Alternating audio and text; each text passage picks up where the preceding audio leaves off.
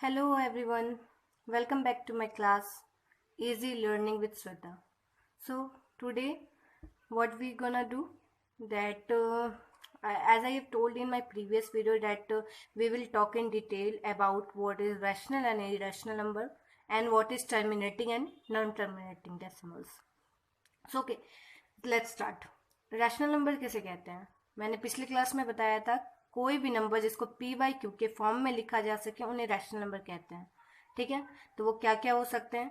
तो पहले तो all whole number you can say 0 1 2 3 dot dot dot everything up to infinity, ये सारे रैशनल नंबर हैं. जीरो क्यों है ये मैं आपको अलग से क्वेश्चन में बताने वाली हूँ. क्वेश्चन भी अभी हम डिस्कस करने वाले हैं. ठीक है. सेकंड क्या होगा? सेकंड होगा कि on the basis of decimal मैंने दो बात बताया था, एक टर्मिनेटिंग और एक नॉन टर्मिनेटिंग. ठीक है, नॉन टर्मिनेटिंग या टर्मिनेटिंग ये किस बेसिस पे मैंने बोल रहा है? डेसिमल के बेसिस पे बोल रही हूँ. ओके, डेसिमल उसका रिप्रेजेंटेशन जो आएगा डिवाइड करने के बाद वो टर्मिनेटिंग है या नॉन टर्मिनेटिंग है. हम लोग ये भी जानेंगे कि टर्मिनेटिंग बिना मतलब बिना सॉल्व किए देखे ही कैसे बता सकते हैं ये टर्मिनेटिंग है या नॉन टर्मिनेटिंग है डेसिमल. ठीक है, चलो स्टार्ट करते हैं. तो terminating and non terminating. Terminating क्या होता है? टर्मिनेटिंग मतलब यही होता है कोई भी फ्रैक्शन जिसको अगर डिवाइड करें तो वो एंड हो जाए विदाउट कंटिन्यूइंग एनीथिंग. जैसे कि 1/2 को अगर हम डिवाइड करते हैं तो आता क्या है? 0.5. इसके बाद भी कुछ आता है क्या? चेक करो. 2 या 1 को डिवाइड करो, 0 पॉइंट ये 0 आता है. ऐसे ही करते हो ना आप लोग. 5 ये 10 आ गया, कट गया. तो ये पूरा कट गया. अब इसके आगे तो और कुछ करोगे नहीं, तो इसका मतलब 0.5 के आगे और कुछ कंटिन्यू नहीं करेगा. इसीलिए इसको टर्मिनेट बोलते हैं. टर्मिनेट 1/2 कैसे है? टर्मिनेटिंग 0.5 आया, इसके बाद कुछ भी नहीं आएगा, कंटिन्यू नहीं करेगा, इसीलिए इसे बोलते हैं टर्मिनेटिंग. और नॉन टर्मिनेटिंग किनको बोलते हैं? जैसे 1/3 है, ये भी रैशनल नंबर है क्योंकि ये पी बाई क्यू के फॉर्म में है. दिख रहा है ना? रैशनल नंबर का मतलब ये है कि पी बाई क्यू के फॉर्म में उसे रिप्रेजेंट किया जा सके. तो 1/3 भी है, लेकिन इनका जब आप डेसिमल रिप्रेजेंटेशन निकालोगे तो 0.3333 समथिंग आते जाएगा. ये 3 कंटिन्यू करते जाएगा. ठीक है, तो ये कंटिन्यू तो कर रहा है बट ये पी बाई क्यू के फॉर्म में लिखा जा सकता है, इसलिए इसे रैशनल नंबर बोलते हैं. ठीक है, ये नॉन टर्मिनेटिंग बट रेकरिंग मैंने बता दिया था उस दिन भी कि नॉन टर्मिनेटिंग बट रेकरिंग. अगर मैंने यहाँ पे लिखा मान लो 1/8, तो इसको अगर मैं सॉल्व करूँ तो यहाँ आता है 0.125, ये भी टर्मिनेट कर जाएगा, इसके बाद कुछ भी नहीं आएगा. तो ये टर्मिनेटिंग हो गया और ये नॉन टर्मिनेटिंग हो गया. आप समझ गए होंगे कि रैशनल नंबर को हम कैसे कैसे बोल सकते हैं कि कैसे वो टर्मिनेटिंग है. हाँ, और एक बात और कि टर्मिनेटिंग कैसे वो पहचानने का एक और तरीका मैं बताती हूँ. देखो, कोई भी टर्मिनेटिंग नंबर अभी मिलेगा ना आपको, तो कैसे पहचानोगे? न्यूमरेटर बाय डिनोमिनेटर, ये तो जानते हो ना, पी बाई क्यू के फॉर्म को न्यूमरेटर और डिनोमिनेटर भी बोल सकते हैं. न्यूमरेटर चाहे कुछ भी हो, एनी नंबर, बट डेसिमल में डेसिमल बोलती हूँ, सॉरी. डिनोमिनेटर में क्या होना चाहिए? डिनोमिनेटर में होना चाहिए तुम्हारा 2 और 5 के फॉर्म में. अब इसका मतलब समझो, 2 और 5 का मल्टीपल होना चाहिए डिनोमिनेटर. अब बोलोगे ये मैं यहीं से एग्जांपल देती हूँ. 1/2 क्या है? देखो तो ये डिनोमिनेटर है. डिनोमिनेटर क्या है? 2 का पावर 1. तो ये इसीलिए ये टर्मिनेटिंग कहला गया. ये देखो ये 3 है, ये क्या है? 2 के फॉर्म में है नहीं, 5 के फॉर्म में नहीं, तो ये नॉन टर्मिनेटिंग कहा गया. ठीक है, इसलिए मैंने नॉन टर्मिनेटिंग का एग्जाम्पल दिया था. ये 1/8 को देखो, ये 2 का पावर क्या आता है? 2 × 2 × 2 मतलब 2 का पावर 3, तो ये भी टर्मिनेटिंग हो गया. ऐसे ही आप कोई भी नंबर देख सकते हो. एक और एग्जांपल देती हूँ, 1/10, इसको लिख सकते हो आप 2 × 5. तो 2 × 5 तो यहाँ पे हो जाएगा ये 2 और 5 के फॉर्म में आ सकता है, इसका मतलब ये टर्मिनेटिंग है. ओके, अब non terminating terminating I hope आप लोग अच्छे से समझ गए हो. अब यहाँ पे आता है ये नॉन टर्मिनेटिंग रेकरिंग, तो आपने देख लिया. अब नॉन टर्मिनेटिंग नॉन रेकरिंग की बारी है. नॉन टर्मिनेटिंग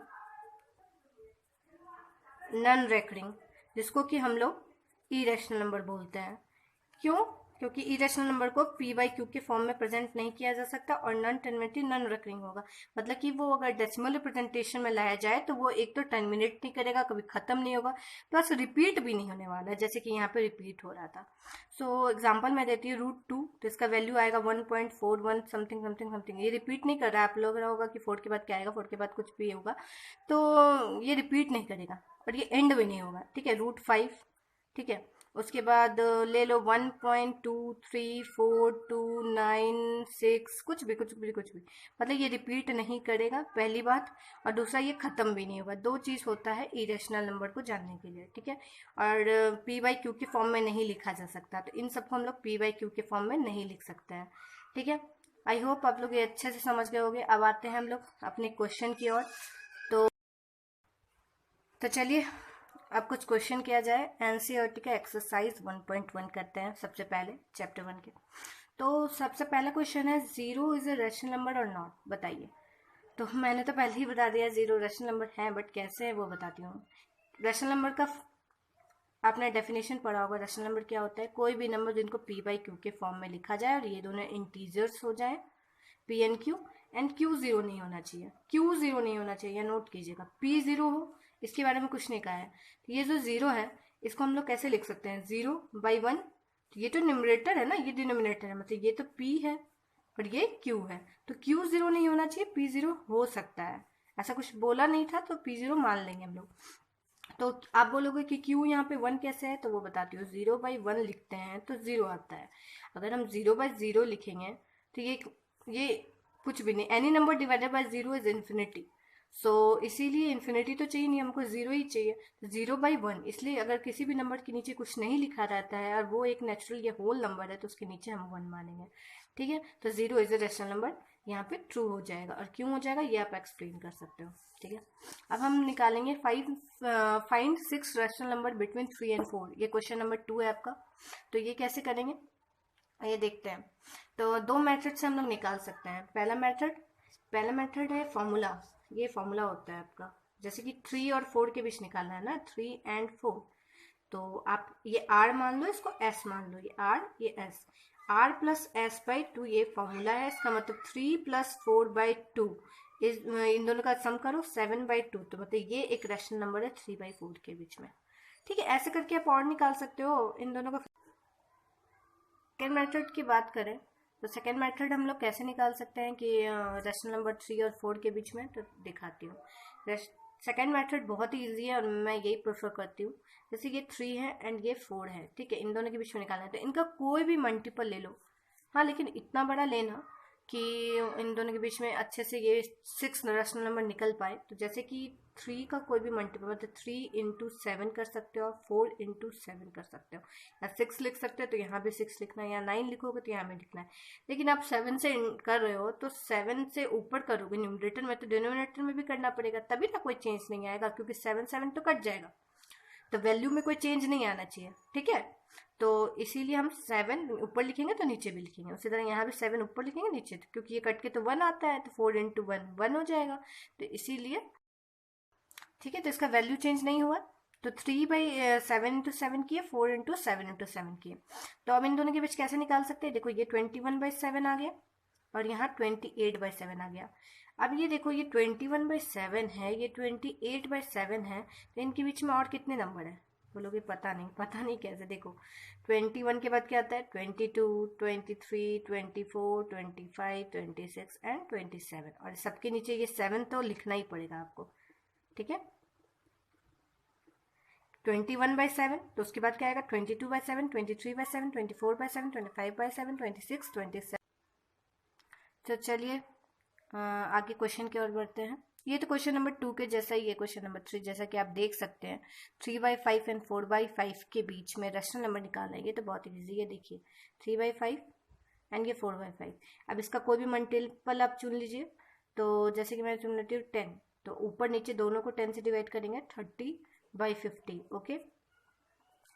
यहाँ भी दोनों को 10 से डिवाइड करेंगे, यहाँ 40/50। अब इन दोनों के बीच में आपको बहुत सारे रैशनल नंबर दिख जाएंगे, 31, 32, 33, 34, सो ऑन 39 तक। तो आपको जितना निकालना है उतना ले लीजिए। 5 रैशनल नंबर चाहिए तो आप लिख सकते हो 31/50, 32/50, 33, 34 एंड 35/50, ठीक है। तो ये आपका आंसर बन जाएगा। आप कोई भी इनमें से कोई भी अपने मन से लिख सकते हो। तो इनके बीच 5 ही लिखना था आपको, लेकिन आपने 9 निकाल लिया है, ठीक है। तो ये अच्छी बात है। क्वेश्चंस की ओर। तो ये क्वेश्चन नंबर 4, ये लास्ट क्वेश्चन है, और ये सारे term natural number, whole number, integers, ये मैंने आपको करा रखे हैं पिछले वीडियो में। अगर आपने नहीं देखी है तो प्लीज़ जाके उसे देख ले। तो every natural number is a whole number. True. क्यों ट्रू? बताती हूँ। क्योंकि होल नंबर मतलब क्या होता है, जीरो से स्टार्ट होता है, 0 1 2 3 4 everything. I have earlier said that all natural number including zero is a whole number. तो नेचुरल नंबर तो सारे 1 2 3 4 जितने भी होंगे ये तो होल नंबर है ही, ठीक है। Every integer is a whole number, ये फॉल्स। क्यों फॉल्स हो गया? क्योंकि इंटीजर्स में नेगेटिव इंटीजर्स भी आते हैं, पॉजिटिव भी आते हैं। तो पॉजिटिव वाले तो चलो ठीक है, लेकिन नेगेटिव वाले तो नहीं हो सकते। तो एवरी बोला है ना, मतलब कि सारे के सारे इंटीजर्स होल नंबर होंगे क्या? नहीं, तो इसीलिए false. Every rational number is a whole number, कोई भी रैशनल नंबर होल नंबर हो सकता है क्या? नहीं। क्यों? क्योंकि रैशनल नंबर का मतलब होता है पी बाई क्यू के फॉर्म में हो, और होल नंबर सारे नेचुरल नंबर और ये जीरो का इंक्लूड करके होते हैं। तो ये पी बाई क्यू के फॉर्म में तो है, लेकिन हर कोई नहीं हो सकता। जैसे कि 3/5 it's not a whole number, okay, it's a natural number. So ये फॉल्स हो गया। चलो, तो मिलते हैं अपने नेक्स्ट क्लास में, वो हम लोग और क्वेश्चंस करेंगे, ठीक है। तब तक के लिए bye, thank you, and please like and subscribe my video and share it with all your friends. Thank you.